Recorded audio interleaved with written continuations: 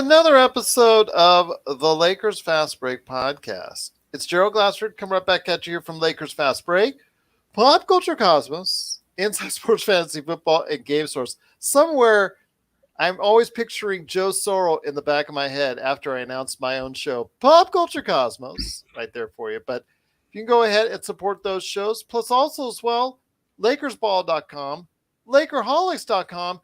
Go ahead and check out today the number one Lakers blogger that's out there, LakerTom, and of course, our good friend, Mr. Jamie Sweet, with his 5 Things articles. And you could do that today at LakerHolics.com. Plus also as well, if you can like, share, subscribe, please go ahead and subscribe below LakerTom today, right there for you, right at, of course, Lakers Fast Break on YouTube, right below. We won't bite. We promise. We promise. We won't bite. But if you can go ahead and like, share, subscribe, follow, or do whatever it is that you can to support us right here at the Lakers Fast Break. Also as well, of course, everything going on with LakersBall.com. Ox 1947 is right there for you each and every time out, each and every game out at LakersBall.com.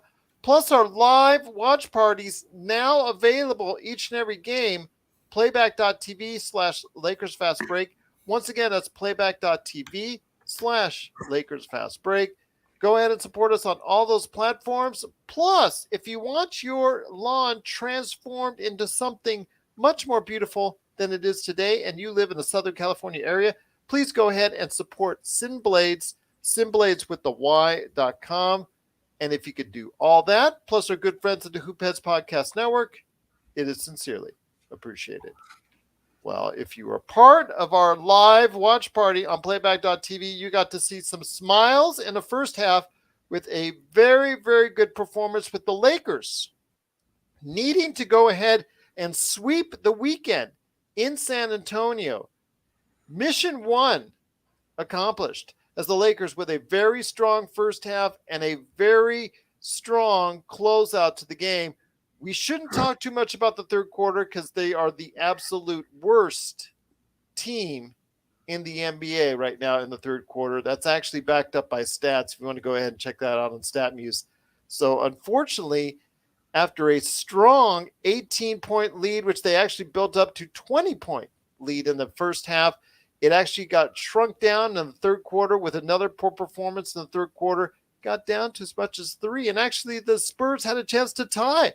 But transition, as I told Tom during the broadcast and Sean Grice, transition. The Lakers, when they push the ball, create easy points for themselves, create those opportunities.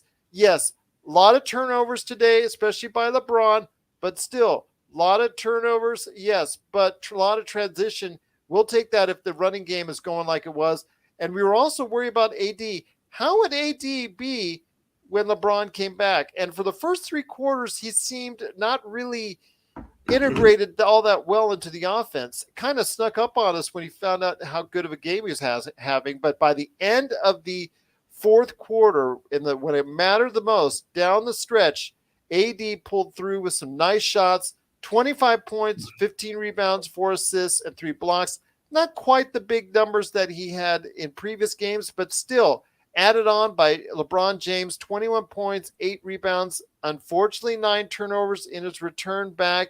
But again, he looked a little rusty, but still out there effective enough. And he started driving to the basket, which was actually very important. Of course, also as well backed up by a vengeful Lonnie Walker IV with 18 points, especially in that first half. He looked like he wanted to go ahead and send a message to his former team, the San Antonio Spurs. And Austin Reeves chipped in with 8, but also a plus-minus 15 for him. And the Lakers pulled away from the San Antonio Spurs, again, after giving up a big lead, but pulled away, which was the good part about it, 105-94. And here today to talk about the game, I'm hoping Sean Grice can make as well. He was part of our coverage earlier, but first man up, first man here. Good man indeed. You got to go ahead and check out what he's doing today as the number one Lakers blogger that's out there. It is LakerTom. And LakerTom, our Lakers chat is already starting. The world's best Lakers chat. Hello to Zangerstein. I hope you had a tremendous Thanksgiving and happy Black Friday to everyone out there. Tom, have you found some good deals on the Lakers? Because the Lakers found a good deal in San Antonio especially in that first half. I've tried to save my money today, Gerald, so Okay. I haven't taken advantage of any I was trying to Black spend it, but Friday it deals. got the stuff I wanted got sold out. So I said, all right. No, it was a good game. It was the Lakers played a great first half, and kind of, it's one of those games where you just don't know what's happening because you've got a new point guard and Dennis Schroeder starting, and you've got LeBron returning after a couple of weeks off. And you got AD coming off of 4 games where he's averaged 35 points and 15 rebounds. So what do you expect, and you're playing a team that you've already beaten once. You're going to play them again tomorrow night. You basically already have checked them off of your list as 3 wins. And, it is the NBA. And even though they may be one of the worst 3 teams in the league, they have guys who can play. And so they came out. It's kind of interesting when you look at the box score of this game, because what the box score of this game really revealed is where the talent is on this team, where the legitimate role players, they're legitimate rotation players, starters and guys who are part of the top 8 or 9 players on the team. Right now, we've only got 4 guys. And they all 4 played extremely well. Anthony Davis, LeBron James, aside from the turnovers that Gerald pointed out, and Lonnie Walker, who wanted to have a great game against San Antonio and did. He was a top, he has plus 18 at the top. LeBron and AD at a plus 16. And Austin Reeves with a plus 15 and some excellent plays on Reeves' part. So you got those 4 guys carrying the team, and it was enough to beat a team like the Spurs, we found out the other day that it wasn't enough when you got 4 guys like that, when you're trying to beat a team like the Suns. So there's a big difference there. And if anything jumped out at me from this game, it was that, number one, I thought we did return to playing better defense, to hold them to 94 points. And, when you look at the quarter scores and you take out that third quarter, we held them to 21, 20, and 19 in the other 3 quarters. That's in the modern era with a 3-point shot and take fouls being added to increase the number of points scored per game. That's one heck of a defensive performance by the Lakers. They need to just keep winning. They need to win out in November and then do a good job in the first half of December and stay close to being a 500 team. The way that other teams have had problems, and a lot of teams are in a similar situation. It's maybe not as deep in the hole as the Lakers are, but we're only 2 or 3 games away, or a win streak of 3 or 4 or 5 games from being able to start to see some sunlight. So I think the front office can be a little bit patient. I think they do need to, I would hope that they're engaged with the teams that are the prospective trade partners, just so that if something comes up, they'll at least get a phone call that, hey, we're going to trade Miles Turner here, or we're going to trade Harkinen, and we're going to trade Clarkson, and are you interested? I hate to see the Lakers just sitting here and waiting for people to call them. I mean, I've never believed that was a huge advantage in a negotiating whoever made the first call. Not in situations like this where it's an obvious trade that's been discussed by lots of people. That's more for the situation where somebody comes up with a trade that nobody thought would be offered before. So I thought it was a good win for the Lakers. They did what they had to do. They closed out the game strong. AD, even though my biggest gripe probably is that they did not really do the things that I thought they should do to make sure that AD had the kind of game like he had last time. I thought that AD came through late in the game, and this was very similar to the last game where he really came through in the fourth quarter. That's good to see. We need to see more of that. We went through a period where AD had great first halves and poor second halves. Now he seems to be coming through and having strong second halves, and that's a good sign. If LeBron didn't have his 9 turnovers, we would have probably won this game by 30. So can't complain. We move on. We play these same guys tomorrow night at 5:00, and I hope we get at that point in time. I hope we won 5 out of 6. We just got to going along that route. Absolutely, absolutely indeed. But also here today, as part of the Lakers Fast Break, good man indeed. He is the man behind SimBlades.com. If you want your lawn transformed, go ahead and check it out today if you're in the Southern California area at SimBlades.com. Plus, also as well, he roams around our live coverage from time to time on playback.tv, and of course, everything that he does for LakersBall.com. It is the guy who I will not haze or officially say he has to do it, but it's the guy, according to our bet, has actually technically kind of lost the one chip challenge. If he decides to take it, that's all on him. So I'm legally not binding him by doing so. He's a good man indeed. You got to go ahead and check out what he does for Lakers Fast Break. It's Joe Soro. Joe, as I absolve myself, as LakerTom mentioned during the broadcast, from hazing you or trying to coerce you into it, allowing you to make your own judgment. Good to see the Lakers playing so well for 3 of the 4 quarters this evening. Well, I did join a fraternity in college, and well, we can go do that. But then again, you part of the legendary stay includes a lot of things that you weren't supposed to do that you did, and I'm a stickler for good TV. So I would have never done the one chip challenge unless it was something of good cause. I'm a spicy eater in general, but I'm not a kill myself to eat either. So I know that most will get a kick out of this, and then maybe the knowledge of how hot it is will be something that I can find out. Gerald, I'm sure we'll find that out too. Well, I'm gonna let you pick the day so you can prepare. I'd like this to be somewhat of an event. Okay. So pick the show, pick the day. Okay. Give me some time, and I know Amazon is a pretty quick delivery, so I'll go ahead and start looking tonight. For that, they just may drop it off your door by the end of the show. Sure. I probably should have just ordered it anyways, but we can put up a special batch for you, Joe. Yeah, I know. I've been there's a yellow one and a black one, which is interesting because those are my colors. Mm-hmm. So I'm gonna flip a coin on that, on which one I'm gonna get, or if the audience wants to, vote on which one I should get. All I know is the black one turns your mouth black. The only thing that turns black that's good in your mouth is maybe black licorice, but that tastes like garbage. And I don't eat black licorice. Maybe some Jaeger here and there, but I'm not 18 anymore. I actually drink real stuff now as a man. Anyways, going back to the game, we'll get to the one chip challenge. I'm sure everybody's gonna love that unveiling.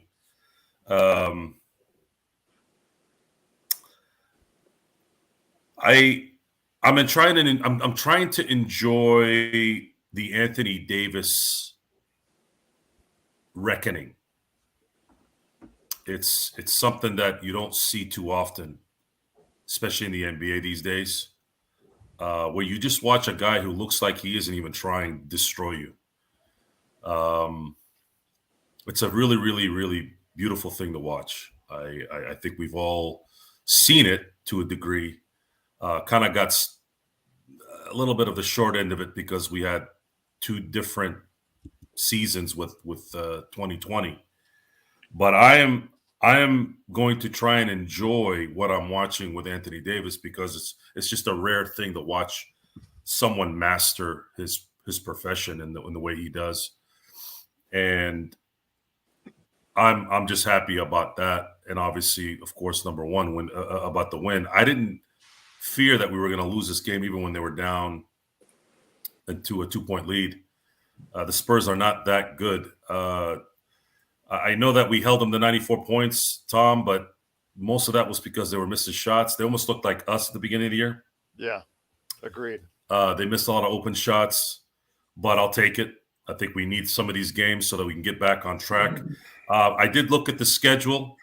The schedule happens to the crucial, I'd say the crucial front end of this schedule coincides almost a day early with the I guess the clearance of the trades in December 15th. Mhm. There's been some word that and again, I'm not going by this. This is just what I heard. The Lakers might be waiting on some things to clear up on the 15th. My suggestion on that is, I don't know what they would be waiting for. There are some players on this team that unfortunately should not be playing on this team. And the only way to not play them is to switch them out for other players, because I just don't think they're good enough. And that's really where I'll leave it. I don't want to sit here and bash Nunn and bash Beverly and all that, especially after Beverly's situation. You guys know how I feel about Beverly, but I will say this. I was very proud of him for defending Austin. We don't get a chance to see that a lot nowadays because the league fines you, suspends you, and decimates you for sticking up for your guys. Well, this was not only based, the 3-game suspension that Patrick Beverly got for this was not just based on what he did during that game. This was based also off of his previous conduct. It was actually stated in the official statement by the NBA. Well, I don't care about their official statement. This is a context situation. He pushed Ayton because Ayton's a punk and thought he'd be kicking somebody who was on the ground who probably wouldn't defend himself anyways because he's a nice guy. And he stuck up for Austin. And if it were me, I'd be suspended for 10 games because he probably would have got an elbow to the jaw. But then again, that's my era. That's Lambeer and Charles Oakley and those guys. Probably why I would have never made it in the NBA. But anyways, with that, great win. Nothing ever. It's never an empty moment when you beat the Spurs, especially when you beat them in San Antonio, and seeing Greg Popovich being angry. I'd like to do a double dose tomorrow and go 3-0 this year against the Spurs. The Lakers will be seeing at 7-11. And then maybe with some luck, we can see if they can end the month 2 games under 500. That would be a gigantic win. And then there's going to be a little bit of a death run here with Milwaukee, Washington, Cleveland, Toronto, Philly, and Detroit all on the road. This is crucial. This is a crucial run. And all but one of those teams are above 500. Correct. And if they can somehow manage a 500 record before they get waxed by the Celtics on the 13th, then we're going to see if this, they're waiting for the 15th to come to see what they're going to do. But they are desperate need of releasing some of these guys and getting some productive players, because they are 2 or 3 productive players away from having a shot here. Just having a shot. And until then, we can enjoy the Spurs wins. We can enjoy hopefully the Wizards wins and the Detroit wins. But we're gonna end up looking like how we did against the Phoenix teams if we don't get reinforcements. I agree. What with happened you on to that. Thomas Bryant tonight? Was he injured or anything? I didn't hear anything. No, I think it was Indiana just did not play. DNP. DNP.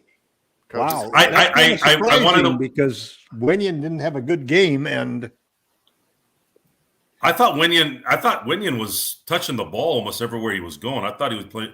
I thought this is the best years I've ever seen him play. everybody in the I bench was disagree with you, negative. Joe. I except- thought he looked lousy tonight. We'd Yeah. commented on the show how out of place he was, his defense. I know Zangerstein, and I agree that if he plays the 5, it's really hard for him because he cannot box out. He has no strength. Needs to play the Total 4. was just manhandling him underneath. I think tomorrow night you will see a little bit of dose of Thomas Bryant, maybe alongside. Hopefully tomorrow Wenyen night we'll Brady. see Reeves start instead of Dennis Schroeder. Dennis, I have a man. feeling you're going to see either AD or LeBron. Schroeder tonight. is. Yeah, well, it's probably likely that LeBron wouldn't play on a back-to-back. At least I don't want him to play back-to-backs. But Well, you can call tonight him trying to play. I mean, he was struggling. yeah, His calf, he was having issues. AD was tonight with his calf. Yeah, but whenever you see him use those guns, it's cramps, man. That's what those guns are for. I hope so. They're to stimulate. They're to stimulate so that you don't have a cramp. And they have a cramp. They basically start shooting those things. Well, also here today to Hey, talk Sean. about today's game is a good man indeed. You got to go ahead and check him out whenever he's here at the Lakers Fast Break. It's the madman from Toronto, the guy who cannot get out of Toronto traffic. It is the Magic Man, Sean Grice.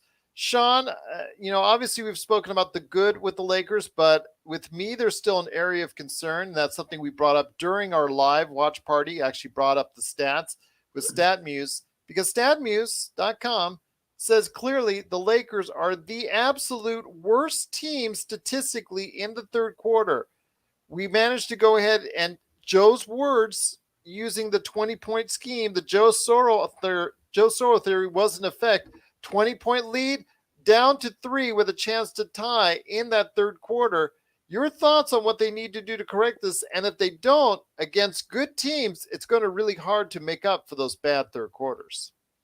Absolutely, Gerald. I believe that was another third quarter where they at least the point differential was 10 or above. I think in 17 of their games, I'm guess off the top of my head, I'm guessing at least 10 to 15 were games where they had a third quarter where they were negative 10 plus. It's been difficult to watch, and you said it from the third or fourth game on, Gerald, that there's something about the coaching or the inability to make the correct adjustments at halftime, and Darvin Ham is just getting out coached in the third quarter. That's a pattern. We're minus 15.7 points in the third quarter. We're 30th in the league. That's atrocious. That's it's unbelievable that we're 6-11 now. Well, good. I actually We're also last in the league or second to last in the league in the first quarter. Yeah. So despite all that, and despite the dreadful shooting, somehow this team finds themselves. They're 6-11. If they win tomorrow, they're 7-11.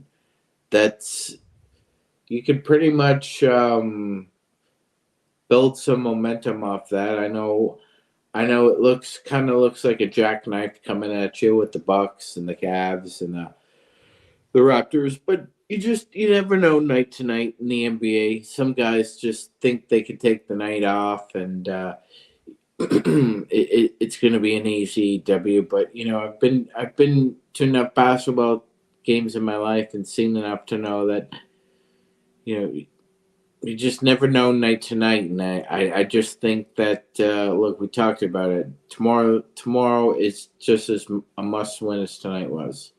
And if they play like they did tonight, tomorrow, they're probably going to lose because, like Joe was saying, the Spurs were missing a lot of shots. So if you don't come out with a consistent effort tomorrow, I don't think they're going to win. I hope they do, but tonight was up and down. You're up 18 at the half. You're, like Tom said, they have a minus 15.7, I think Tom said. Yep. And I believe they were outscored 34-20. So that's just basically around the average. That's basically a third quarter for the Lakers this year. I agree with basically everything Joe said. If you have 2 to 3 more productive players, that negative differential, you could get it down significantly. But until that happens, there's just Darvin Ham doesn't have any magic beans. Like, he's a first-year head coach with a limited talented roster that's top heavy, and after Lonnie Walker gets really thin. Well, I'll tell you what, also as well, the Lakers are shooting well from the free throw line, right around 80%. Yeah. Mm-hmm. The fact that LeBron has one of his worst free throw shootings ever at 66%. Russell Westbrook is 75%, which is actually encouraging. And of course, AD is in the 80s and Austin Reeves is in the 90s. So, Joe, getting back to you before I hit it back to Tom, I want to go ahead and just ask how important it is now that we've seen in previous seasons. Tom and I have always noted, as far as the poor free throw shooting, how important is it that the Lakers are hitting their free throws and are consistently doing well from the free throw line? Well, it's important because it's probably won us 2 or 3 games. And that's what free throw shooting does, especially when your big man is shooting almost 85%. Yes. It's a deflating feeling when you can't guard this guy and he's fluid and can shoot and can get to the basket and can get offensive rebounds. I think AD had 11 defensive rebounds, which, it's very Shaq-like when you hear that. That means you basically missed a shot, it's over. Our guy's going to rebound the ball. I want Laker fans to understand this. Those who are watching the show, we might sound like we're looking at the negative here, but we're not. I'll tell you what we're looking at here. We're looking at a team that has LeBron James and Anthony Davis on the team. We have to be like this because we're not supposed to be 6-11. And LeBron, once he fixes whatever he's trying to fix health-wise, he's not going to be turning the ball over 8-9 times. He's going to somewhat get back to kind of LeBron of 38, let's hope. AD's doing what he's doing. Huge help. And then Russell Westbrook tended to go back into his terrible side today, but that's a little bit more manageable. With Darvin Ham at least, because he's done something then mentally that's working. He was effective though in the pick and roll with AD. Tom noted that several times. And that's the problem, guys. See, if there's more spacing there with some threat, Russell Westbrook's game changes. AD's game gets easier. So this waiting game, I know the rules of the NBA. I know who's available and who's not. I know that no one wants to deal with us, but it's still not a good enough excuse. There needs to be reinforcements on this team to enhance AD. God help the league. He is doing what he's doing without any enhancements. Not pharmaceutical guys I'm talking about in the game. Game. Miles Turner. So I have to continue to this narrative that there needs to be something here, guys, because they are 2 to 3 guys away from competing in the playoffs. Maybe not winning a championship at this moment, but just watching Nunn, watching Schroeder. Lonnie Walker was Jekyll and Hyde today, guys. We are playing a lot of guys, and I'm going to give props to Reeves. Reeves was great tonight, but we have too many role players that are playing star minutes. We need some guys to get in here to really see if we can get AD and MVP. Imagine if we get the right guys in a few weeks here and the Lakers go on a run. AD could be in an MVP discussion, and I already have him. If he doesn't get injured, I already have him as a defensive player of the year because I think he's going to lead the league in blocks before it's all said and done, and he'll definitely be in the top 3 in rebounding. So that's kind of where I'm at on that, and we'll see what happens next. LakerTom, something that you brought up again that Joe's brought up before is the tough road ahead in December. And the reason why that we, as Joe said, we're not trying to bash the Lakers, but we point out realistic things. Everything is great so far as San Antonio, 3 of the 4 quarters. They look tremendous, pushing the ball up, transition. But that third quarter, you cannot make those kind of mistakes in the third quarter against good teams. It's okay against these bad teams because you see that they can go ahead and make up for it. But, they've got to start getting out of these bad habits of the third quarter. It's concerning to me. I know it's concerning to you as well. Well, I think the whole point that Joe's making and the point that I made in the last time I talked is we really only have 4 guys who are producing consistently. 4 guys who basically should all start, and everybody knows it's LeBron, AD, Lonnie and Austin. Those are the 4 guys who are delivering for us. And if we can replace those, if we can then take the next 4 guys in the lineup who should be Nunn, Beverly, and I don't know who else you'd throw in there, but the next 4 guys in the lineup aren't doing their job, and they are the ones who need to be shoved back to be the 10th, 11th, and 12th players, and we need to bring in a better 5th, 6th, 7th, and 8th player that might even be part of the top blends. So there's a couple of really weird things that happened tonight that the Thomas Bryant benching is interesting to me, because why would they, knowing that their weakness is the backup center, one of the weaknesses they have is who's going to back up AD. And I thought Bryant had a pretty good game last time. Maybe it's because of the previous injuries they're putting, it's a back-to-back. Maybe, but I haven't heard anything about it, and it's kind of funny. The second thing is that it makes it even more distressing when I look down and I see that we gave up 20 rebounds, offensive rebounds. Mm-hmm. Pretty ugly. We gave up 20 offensive rebounds, which led to them getting 17 more shots at the basket than we did. Thank God we were playing some defense and they were shooting poorly, because when you give up 24 offensive rebounds and you give a team 20% more shots than you got, they shot 100 shots to our 83. You're lucky to win the game. And then the last thing is this whole thing about the third quarters.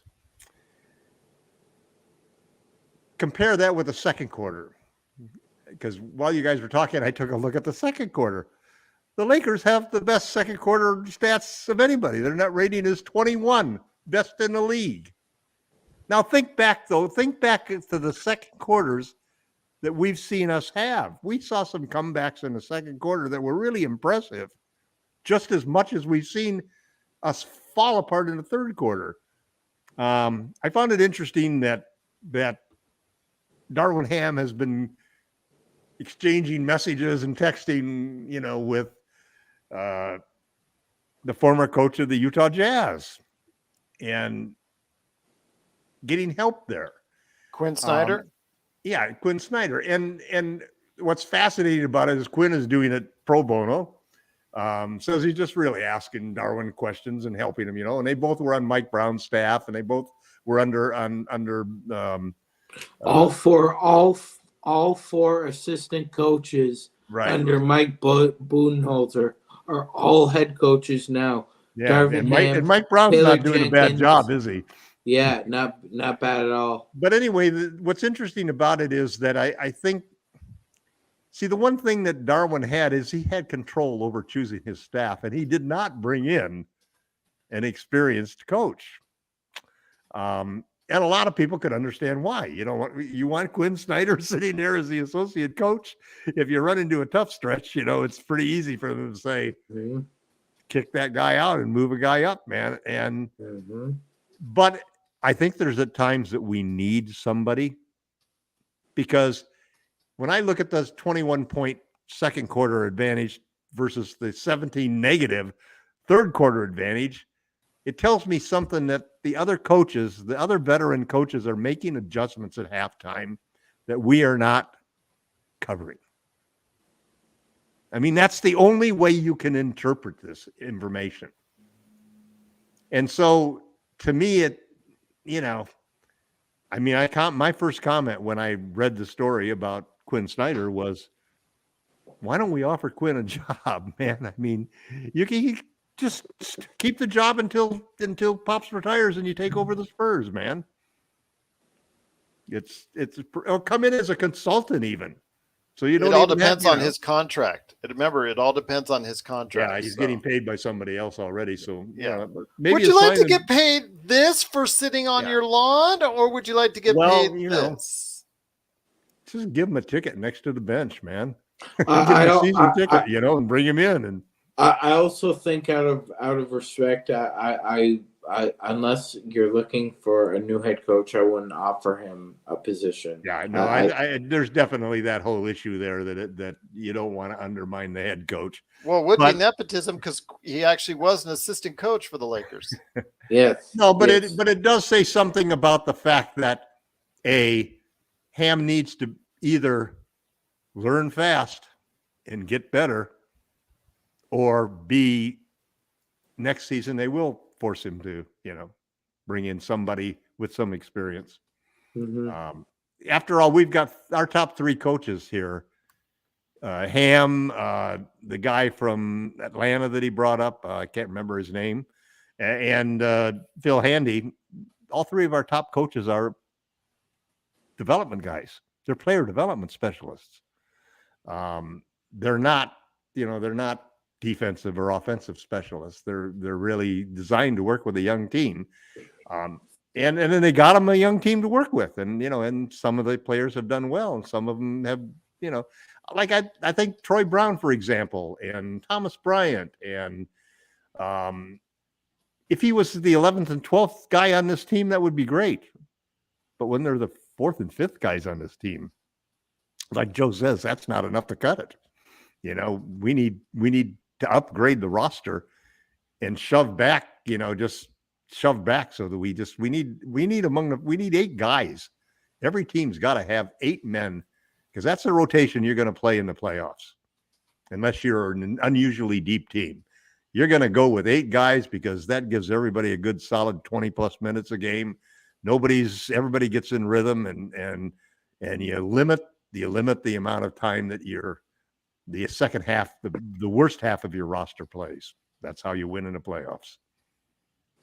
Well, I will say that once again, though, the Lakers did end up winning, pulling away at the very end. Very solid game from AD. LeBron came back. Actually, Sean Grice, you and I think, picked the right score in our poll in the live watch party. He got in between 20 and 25 points, 9 turnovers, but still not too bad as far as 21-8 and as far as 8-5, 21-8-5, not too bad. Could have been better, obviously, especially with the turnovers, but still enough transition. As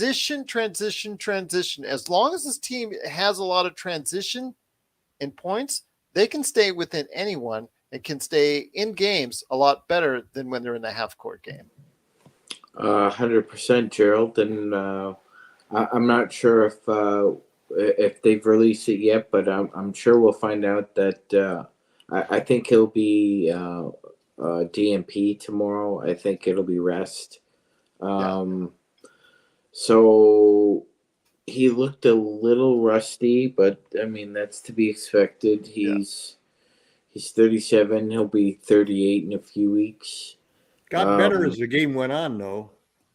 He did. That's he was feeling confident, like Gerald said, attacking in transition. That fourth quarter, though, with ADs, he started to work AD a lot more effectively. Didn't we talk about how the first 3 quarters we were mad about how AD was not being utilized well in the offense, and all of a sudden we look up and 25 points. What are you going? Yeah, absolutely. He finished the fourth quarter strong. I believe he 7 points, 3 rebounds, and I think he finished with 2 blocks in the fourth quarter. So very impressive, and it's good to see him assert himself. I talked about this repeatedly, Gerald, and I just thought that for whatever reason, whether it was just timing, whether it was just early season jitters, that once he decided to assert himself, I said it on our live playback show that he reminds me of that Dear John bomb from Dr. Strangelove. It's just when it drops, it's over, because it's a 3-level score at that point.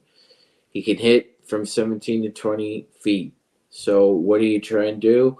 Well, you can try in front of him, but he's skilled enough and he's long enough to understand that he can either get by you or he can just lay into, 12 or 13 footer. And he's dominant at the rim again. Like Gerald was saying, get him more lobs. You should be trying getting him at least 3 lobs a quarter when he's in there. The height advantage he has. And you saw him work well with Westbrook tonight on that. Of course. I mean, my God, I hope they exploit that tomorrow and they just keep going, running it over and over again, because it just seemed to be working. Well, you know what, my friend? I'm hoping that they will go ahead and take the game as far as the first 2 quarters and also as well the fourth quarter and use that as far as a model for what they need to focus on for tomorrow's game.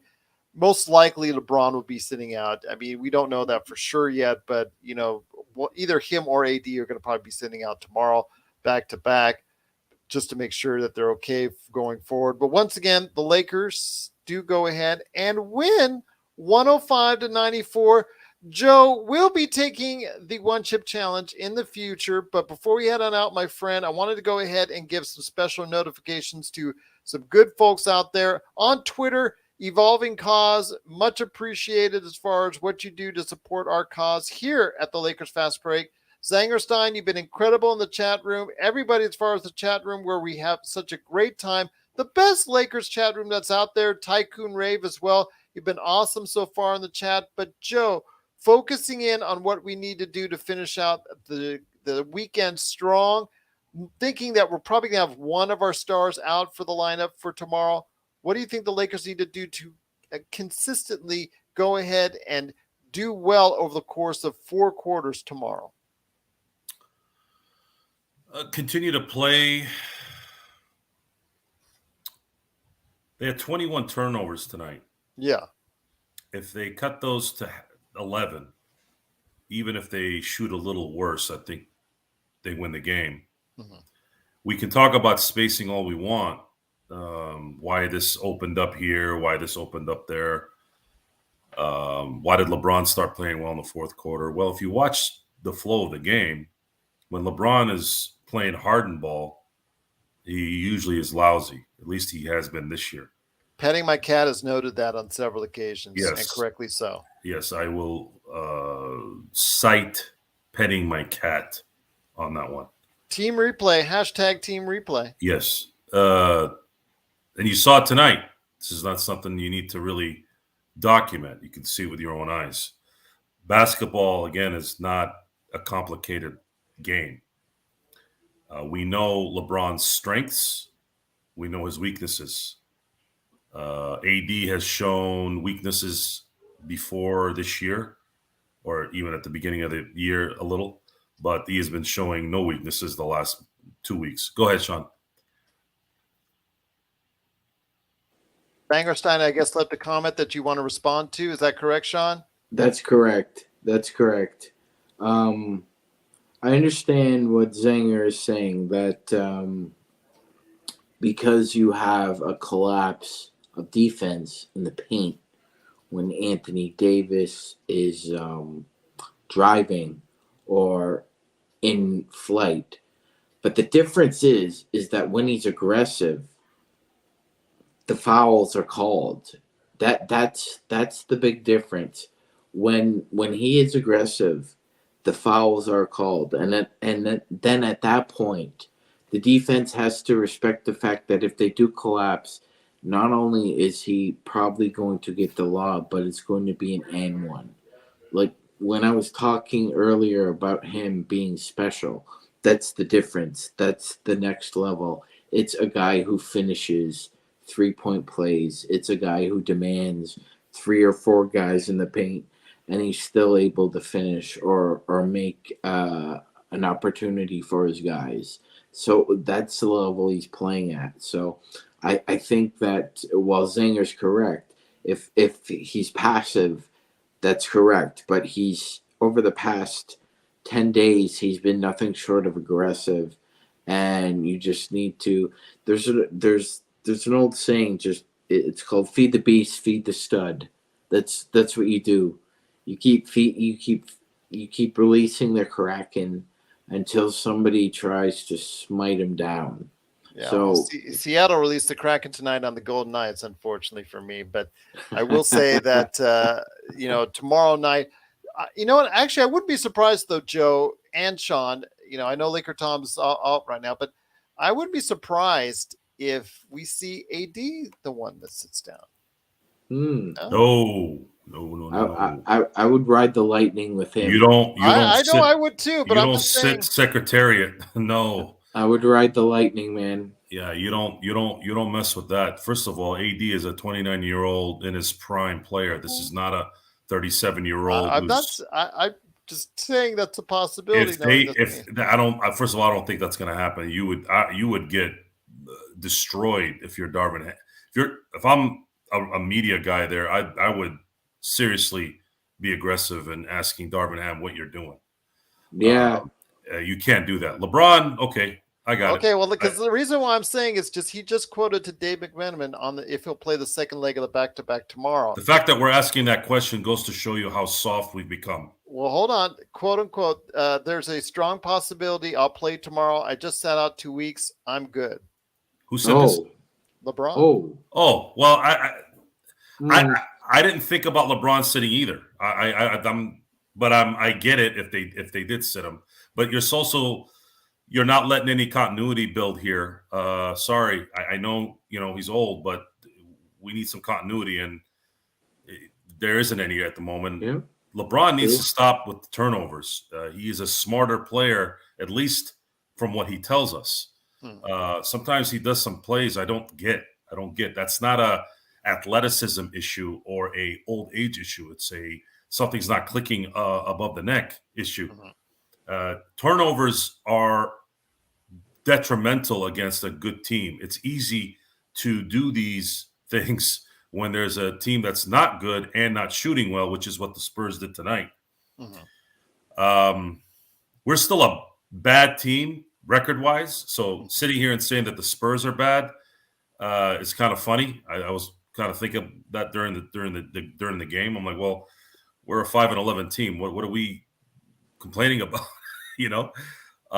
However, we have a stretch here that's going to essentially set the base for the team for the season. And if there's no acquisitions of substance this next month, we are going to be in a bad position. There was a play talking about spacing, talking about AD's ability. There was a play in the fourth quarter that I figured was the clincher in the game, which was an offensive rebound from a bad LeBron shot that AD put back with two guys on him. I mean, there was like this much room. Got it in as an and one. That's how much effort that needs to be to convert because of the terrible spacing. Spacing in the NBA is already paramount. It's doubly paramount in a LeBron James offense when LeBron James's athleticism is probably down to 60% of what he used to be. And then you have AD, whose entire game is based off of everything, who needs spacing as well. And if you want him to make those mid-range shots, you're going to need to have a threat on the other side of the court. Otherwise, there's going to be contested shots or somebody underneath him trying to do something, and it's going to mess up his vision. So I am standing on the fact that the Lakers are ascending, but management now needs to start really focusing on, actually, I should say, deciding if they want this team to compete this year.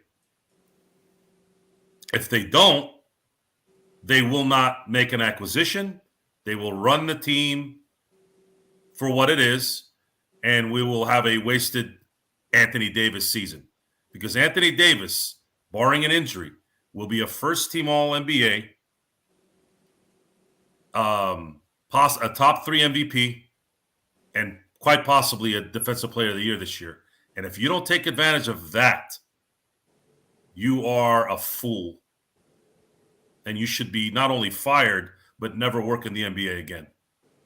Well, one of the things I do want to go ahead and mention before we head on is something that Tom and Sean and I talked about on the Lakers live stream, the live watch party that we had at playback.tv/Lakers Fast Break. You should be a part of the fun because we had some really good conversations that you're missing out on. Unfiltered conversations from time to time with LakerTom and Joe Soro and Sean Grice, all there dropping whatever they can usually. But before we head on out, guys, wanted to go ahead and ask, in regards to the starting lineup, We talked about LeBron James and the fact that it is so much better when the Lakers are in transition because we all know that they don't shoot well. They shot 30% for tonight from three. We all know that the struggles they have from the outside. We all know the struggles with the spacing issues, as Joe astutely pointed out as well. Guys, I think we need to go ahead and see. I think this Patrick Beverley 3-game suspension might have served maybe as a blessing in disguise because it really shows that with Dennis Schroeder in there, it's not going to get it done. He does not like to push the ball in transition, actually slows the ball down when there's opportunities for transition. When LeBron is at the point and when LeBron is pushing the ball, I know, petting my cat, you're talking about the James Harden 24-second, him dribbling ball ISOs from time to time. And that's true, but there's no one better on the Lakers roster to do what the Lakers do best, and that's push the ball in transition. Plus, if you put him at the point guard, it allows you to go ahead and put in an Austin Reeves to get more size. LakerTom, Sean, Joe, I'm going to ask you all the same thing. Is this something that you might want to consider for not only tomorrow's game, but as we go forward as far as keeping these smaller guards out of the starting lineup? Yes. Yes. Short and sweet. How does that, in the case of, the Lakers, how will that make the team better? At least to get, the start of the first and third quarters. I don't even think it's a case of, I think what you saw tonight, and I think these two things kind of go together. We saw a team that gave up 20 offensive rebounds and 17 more shots at the hoop than the other team. That tells me that we lack size. And yet our backup center, we have two backup centers, both of whom don't shoot a lot of threes, but have experience shooting threes. And both were brought in because they theoretically could be stretch fives. However, Thomas Bryant didn't play a single minute tonight. It tells me that we need to make a trade for size. We need to trade for Miles Turner. We need to get a second big man in there who can shoot from outside so that he doesn't have to clog up the middle for Anthony Davis. That just seems to jump out at me, that this whole, what happens when you play Anthony Davis at the 5 and LeBron James at the 4 is they're playing against guys that are the same size as they are. You lose the whole positional advantage that you get when you play Anthony Davis at the 4, where he always is bigger than the player he's against, or LeBron at the 3, where he has positional size advantage. Now, you can win multiple ways, so I don't have a problem if we decide that, okay, AD's going to play the 5 and LeBron's going to play the 4, but then you don't put out a 6'5" Austin Reeves as your 3. You put out a 6'8" or 6'9" guy, so that you got size at that position. I mean, we've all seen year after year now, for 3 years in a row, Rob Pelinka is signing up guys as our wings who are 6'5" to 6'1". You can't win in this league with that, or you're going to have a big disadvantage that you're going to have to cover up. And we always seem to have too many guards and not enough wings. And we're in the exact same situation right now with that. So this game, if nothing else, tells you that, and these are good things. Number one, Anthony Davis can still put up some pretty good numbers, even when the team isn't doing their best job of taking advantage of that. Second, LeBron James was a little shaky coming back, but he got better as the game went on, and he's not going to turn the ball over 9 times in the next game. Number 3, Lonnie Walker definitely is showing that he can be a starting shooting guard on a championship caliber team. And then Austin Reeves showed that he should have been starting tonight, or he should be the star off the bench, one or the other. And then the last thing is that just like we started this whole evening off with Joe saying we needed 4 new guys. We need to replace none. We need to replace Beverly. We need to replace the guys that aren't doing the job and shove them, either trade them or shove them back further down into the rotation and go out and get 3 or 4 good players who can give us a rotation of 7, 8 players who really are legitimate quality NBA players. Well, again, I think that's something the Lakers do need to go to is more size because Schroeder and Beverly are not getting it done. Yeah. Sean agreed. I think you were agreeing with us during the live broadcast. Is something you agree to, correct? Yeah, yeah. Oh, 100%, Gerald. 100%. We need to stop playing the Lollipop Guild backcourt. It's we need some size there. We need to be able to at least defend somewhat admirably. At this point in time, Pat Bev is just out there to basically maybe try and fluster you every now and again. He's not even. He used to be one of the best guards at drawing offensive fouls. He would pester, pluck, basically just try and do everything but get in your ear and your head. And he's lost the ability to move laterally, basically. And when that happens to these guys, they end up becoming a detriment rather than a benefit out there, because the thing they were able to do well isn't there anymore, and it's actually toxic. So, and I don't mean to say that he is toxic, but his game is out there because he can't shoot the three anymore. Right. He can't defend. And he won't try to make a layup. He'll pass the ball out every time. It seems like he's unconfident, or maybe even petrified to try and make a layup. There's just a significant lack of talent in the backcourt right now. It's hurting. It is indeed. Joe, I mean, I think a move to some more size would help the Lakers, especially coming out of the locker room in the third quarter. Your thoughts on that before we head on out? Sure. But who's talented enough to put in there? Well, starting Austin Reeves, putting him in the starting line. Austin, I was impressed with Austin's ball handling skills today. Boy, he looked, the turnaround, ball around his back, dishing it to LeBron, and this is his second season. If he's going to be dribbling the ball like that on the fast break, I can only hope that this guy improves in something else in the next year, and then the next year, just hoping that the Lakers don't let him go like they've let every other greatly developed young player that no one expected would be good. As far as bringing in players to make this work, I'm not feeling it, a lot of positiveness out of Indiana. Tyrese Halliburton was quoted today saying, "We're too good to tank." If that is indeed true, and the Pacers want Halliburton for the future, I don't know how that's going to go. It doesn't sound good. So we're going to have to see what surprise gets pulled out of a hat. But it doesn't look good for the players that we want at the moment. I hope it's a surprise of somebody good that would be of substance here, because it's nice to have Lonnie Walker play well for who he is.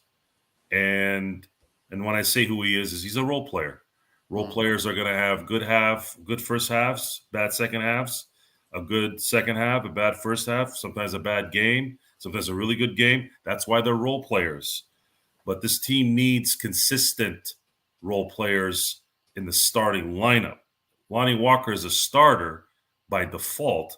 I think his best attribute would be the sixth man. Reeves could be a sixth man, but he's a really good seventh guy. So we have guys that are starting right now that would be on the bench on a championship team. And until you fill out those three positions in the starting lineup, this team is going to play as well as it can, but there's just not going to be a consistent showing against good teams. Well, I will say, though, in regards to the questions that Richard has said in regards to the defensive rating so far for Patrick Beverley this season, he is at 110.9, I think, which is about a little bit slightly above average, a little bit around right around average, slightly above average. I will say the best defensive rating is 102.4 by none other than Anthony Davis, proving Tom's point, proving Joe's point, proving Sean's point about how effective he is on the defensive end. So great news for that as far as defensive player of the year standings, obviously something that he has to be strongly considered for. But the Lakers, due to a great performance from AD, a returning LeBron James, and some good support, got 3 great quarters from the Lakers today, and they end up winning 105-94, heading to a 6-11 record. Hopefully we can continue the streak tomorrow. Remember, the live watch party for us starts at 5 p.m. and then afterwards around 7:30-ish Pacific time. Of course, we're going to be here for you at the Lakers Fast Break. But guys, before anybody wants to go ahead and say anything before we head on out, because you got LakerTom from Lakerholics.com. Go ahead and check out his articles. Of course, Joe Soro at LakersBall.com. And Sean, guys, any last thoughts before we head on out? We went out in November and finished the month 9-11. Okay, fair enough. Sean? You know what? I'm sticking to my guns here. I really think they're gonna pull out the win tomorrow. And I'm calling it. They're not gonna get outscored in the third quarter tomorrow. Right? Okay. That's just not gonna happen. I'm sticking with my guns. I'm going with we finish winning 3 of the last 4 here. We finish 8-12, and after the 0-5 start, you're 8-7 over the past 15. You're trending upwards. I like it. Great point by Zangerstein. That their take is there's a lesson in life that says you can't have the 100% of what you want in life, but getting the 70% of it pushes you forward and can build through it. Great Well point said. indeed. Joe's actually getting a tear in his eye. Not from the one chip challenge. I do want to mention that Joe has officially said he's going to take the one chip challenge. We are going to determine a date to be named, probably on one of our NBA observation shows. All right, Or- I can't let my man do this alone. So I'm gonna. Oh, Whoa. nice. I'm going to let the 2 of you do it alone. Oh my gosh! Yeah, we wouldn't want you to die on air there. I'm How going about to I have enjoy like a watching the 2 spicy of you do tamale it or alone. something? But Joe, you're gonna have to order it for me. All right, that's fine. Just send me your address. I may get some flaming hot Cheetos and say, while you guys Flaming go hot ahead and do Cheetos that. I can eat in my sleep. This stuff's hot from what I heard. It is hot indeed. So And we'll it's not coordinate hot. that. It's not hot during too. It's hot later. Well, it is hot indeed. We're going to determine Yeah. exactly. All right, then I got a acid reflux issue. So If I were you, Magic Man, I would seriously think about it, and I wouldn't hold it against you if you change your mind. If you you know what? I'm gonna tap out before. Yeah, maybe eat a Dorito or something. Maybe a spicy Dorito. That would be There a you little go. bit less Absolutely. potent. But I'll be with you in spirit, Joe. Okay. I appreciate all right. it. Thank If you. my- So Sean my is a stomach- no on the one chip challenge. Joe is Rich. a yes. Rich, We're gonna talk about what day we're gonna do it. We haven't decided, not yet, if it's on NBA observations, Laker History 101, or our post games. We're gonna decide to do it because we want to get you guys involved and out there to go ahead and support Joe when this happens. We might actually dedicate a show in and of itself to it. We haven't figured that out yet, but we'll go ahead and talk about it. It's going to come up in the not too distant future. We're going to make sure everybody's a part of it, and we're glad to go ahead and see that Joe is graciously going to do that. He doesn't have to, but we're glad that he's going to do the one chip challenge. And man of his word right there for you. But before we head on out, I guess any guys, when it comes to the Lakers 6-11, where do you see them stand heading into December? You see them heading into a 9-11 record? I see 8-12. I think they're going to lose one more game before the end of the month. I'm sticking to my guns too. I think 8-12, but I like Tom's optimism. Okay. Well, make sure you eat something. You need something in your stomach before you eat the chip. Just a heads up, guys. I know this is going to hurt. I'm still human, but I have been blessed by God to have a phenomenal digestive system. Okay. And I have a high threshold for pain. So I'll give you an example of what I'm talking about. I slept wrong a couple of nights ago, and I strained the inside of my shoulder blade on the left side. And I had to stand for 12 hours and walk at Disneyland yesterday in pain that was very closely resembles a toothache. If any of you have had a really bad toothache, it's one of the worst pains you'll ever have in your life. It almost feels like somebody's sitting there going ding, ding, ding, ding on your head nonstop. Just imagine being asleep and someone just doing this, and you can't stop them. Like, you can't say, hey, get away. It's there nonstop. So, and I don't like taking drugs. I loathe drugs. I'm not saying I haven't taken an Advil, but I would prefer not to take dope. It's probably why my immune system's so good. But that's a discussion for another. That's a discussion. Tom, I think you were petting so many animals that you were put yourself. Well, he's petting his cat. Petting my cat just came in, and he petted his cat. But Tom, I think you put yourself on mute before you were doing that. So unmute yourself right there, my friend. Yes, there you go. Yeah, I was in honor of petting my cat. I was. Yeah, it makes sense. Okay. So he sits behind the monitor. He sits behind the laptop because he likes the heat. So I think Sean should do some Blue Magic when Blue Magic signs on, and then when Richard signs on, since his name is short for Rich, and I'm obviously rich, I can start blowing up a little money. Okay. See, well, Blue Magic thought that was a small dog. Connect with our fans, you know. There you go. We're trying to the best we can. I will say that. That went over everybody's. For Black Friday, I hope you guys and gals out there got the great Black Friday. That's the bad joke. That's the bad joke that gets this. Yay. But I hope you got the Black Friday deals that you were looking for, because the best deal on Black Friday is us right here. I buy things that are on sale, G. Well, we're always a great value. We're always a great value here. We're free. Even on Black Friday, even off Black Friday. We're free. Because we're free. That's right. The best value in town for Lakers podcast is right here at the Lakers Fast Break. If you have any questions for us, please go ahead and hit us up in the chat or right below if it's after, we go off the air.